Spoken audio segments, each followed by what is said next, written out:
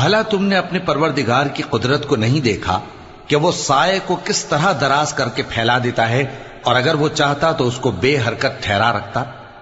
फिर हम सूरज को उसका रहनुमा बना देते हैं, फिर हम उसको आहिस्ता आहिस्ता अपनी तरफ समेट लेते हैं। और वही तो है जिसने रात को तुम्हारे लिए पर्दा और नींद को आराम बनाया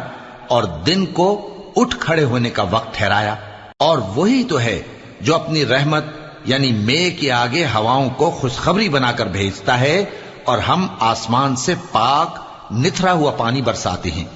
ताकि उससे शहर मुर्दा यानी बंजर जमीन को जिंदा कर दें, और ताकि हम वो पानी बहुत से और आदमियों को जो हमने पैदा किए हैं पिलाएं। और हमने इस कुरान की आयतों को तरह तरह से लोगों में बयान किया ताकि वो नसीहत हासिल करें, मगर बहुत से लोगों ने इनकार के सिवा कबूल न किया। और अगर हम चाहते तो हर बस्ती में डराने वाला भेज देते,